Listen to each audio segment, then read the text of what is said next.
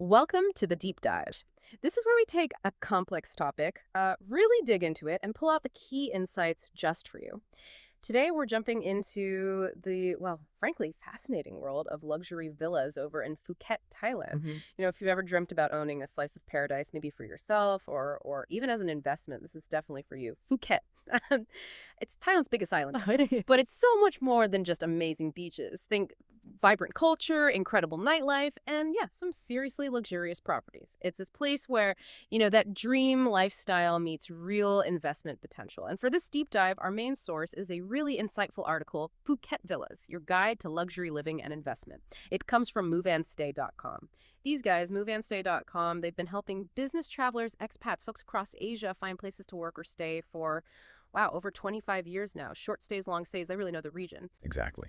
And our goal today isn't just to list, what's out there. We No. want to get into the why. Why Phuket? Why has it become such a hot spot for buying villas? We'll unpack the market trends, what's happening right now, and crucially, give you the practical knowledge to navigate the whole process so you can make smart, informed choices. Absolutely. By the time we're done, you'll have a much clearer picture of the different villas available, why location is just so important there, the key market trends you need on your radar, and yeah, how investing in a Phuket villa could actually bring in some pretty decent rental income. Okay, let's dive in. So, Phuket. People call it a tropical haven, and well, it is. It's stunning. But the appeal goes way beyond the coastline. Beautiful as it is, you've got this amazing mix of like really exciting nightlife, fantastic food, and just this overall vibe of luxury living that really draws people in, whether they're just visiting or looking for a second home or even moving there. And it's fascinating how that broad appeal creates such a dynamic, diverse property market. It's definitely not just one type of property. Right. The source material breaks it down nicely. You've got your top-end luxury villas. Think high-end estates, amazing amenities, infinity pools, those incredible views, maybe even private chefs. Then pool villas. Obviously, the private pool is key. But in Phuket, they often have this really cool indoor-outdoor living design, perfect for the climate. Right, making the most of that weather. Exactly. And then the big one, beachfront villas. Mm. Super sought after. Direct access to the sand, the sea. But here's the thing. Strict building rules in Thailand mean new beachfront development is really rare. So existing ones, their value just keeps going up. Ah, interesting. Limited supply. Precisely. And lastly, there's a big trend towards modern villas. Contemporary designs, clean lines, open spaces, and increasingly eco-friendly features too. For people who want that cutting-edge look and maybe a bit more sustainability. Okay, so a real mix. Classic luxury, modern vibes, beachfront dreams.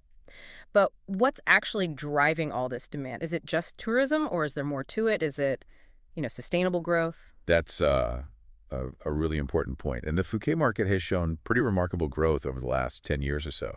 Understanding the why behind that is key for anyone thinking of investing. It boils down to a few core factors working together. Yeah. First, yes, tourism growth is consistently strong, but it's not just numbers. Phuket is attracting a wealthier crowd, people staying longer, looking for villas, not just hotel rooms.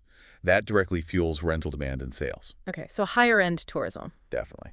Second, foreign investment. Hmm. Thailand has actually made it a bit easier for foreigners to earn property in certain ways, and that's really opened the floodgates for international buyers. They see the lifestyle, sure, but also the investment potential. And third, something maybe less obvious, but just as vital, infrastructure development.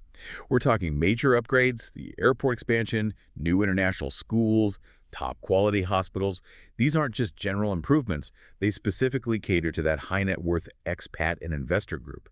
It makes the island much more attractive for long-term living and really shores up property values. Wow, okay. So it's a combination of factors, strong tourism, welcoming foreign investment, and real improvements on the ground. That sounds like a pretty solid foundation for investment.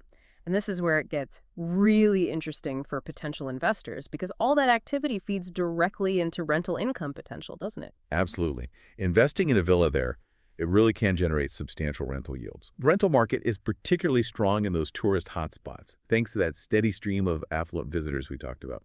Let me give you some concrete examples from the sources. Take Patong. It's famous for its nightlife, always busy.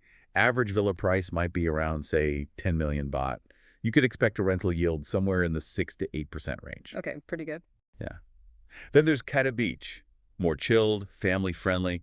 Average price may be closer to 8 million baht. Yields typically around 5 to 7%. Still solid. Different lives, slightly different return. Exactly.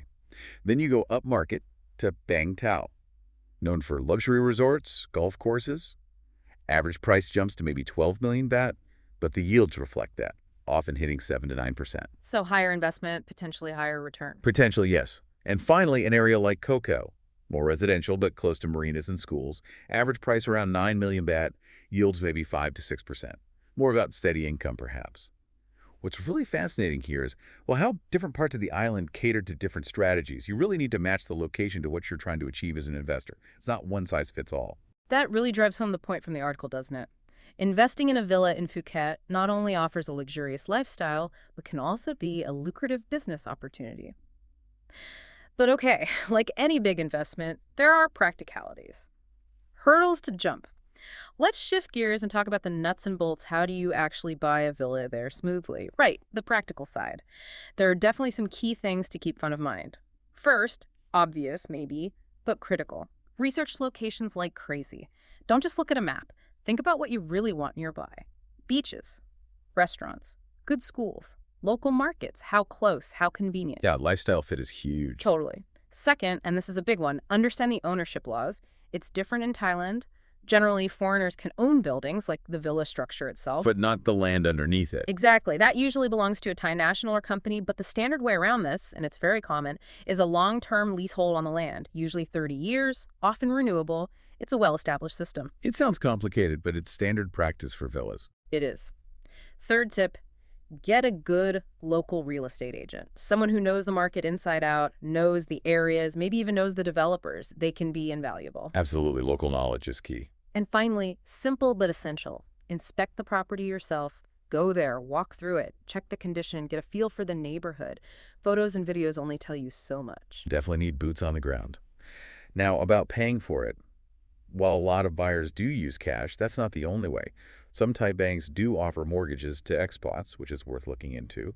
And sometimes, especially with new builds, the developer might offer their own financing or payment plans. Gives you options. Okay, so financing is possible. It is.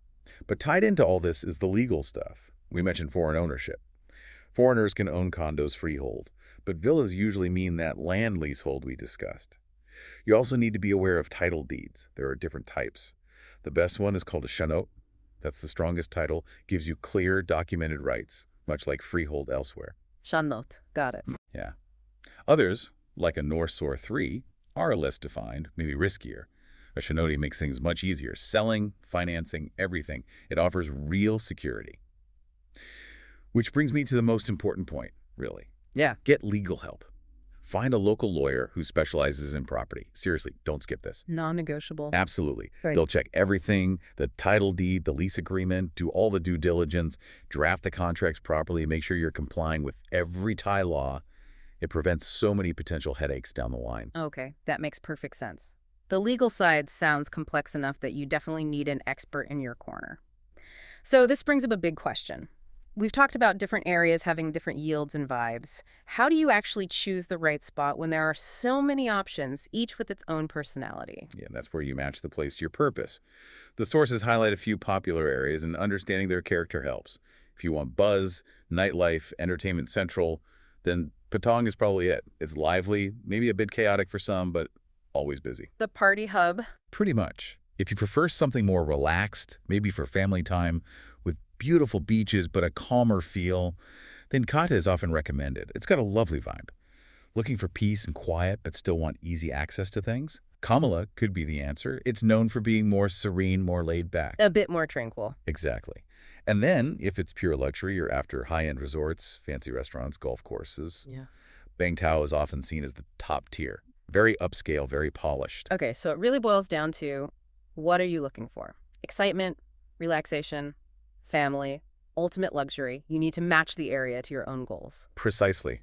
Whether it's a lifestyle choice or a pure investment calculation or maybe a bit of both, understanding the distinct character of each area is just as crucial as running the numbers. Well, this has been a fascinating exploration. We've covered a lot of ground on Phuket's luxury villa market. And I think what's really come through is that buying a villa there, it's more than just putting money into bricks and mortar, isn't it? It feels like it's truly a gateway to a certain kind of, well, luxurious lifestyle. It really is.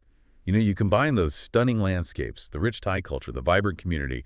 Phuket offers something pretty special. And I think the core message today, echoing what sources like moveandstay.com with their, 25 plus years of experience in Asia highlight, is this. If you understand the market dynamics, know your options for ownership, and crucially, get that professional local advice legal, real estate searching it, you can make a really well-informed decision, one that works for your lifestyle and your investment goals. So what does all this mean for you, listening right now? As you weigh up the potential returns, the property values, the investment side we've discussed, maybe also pause and consider the personal return on investment. Think about that unique mix, the luxury, the culture, the sheer natural beauty of a place like Phuket. How much weight does that intangible value, that experience carry for you compared to the numbers on a spreadsheet? Something to really ponder.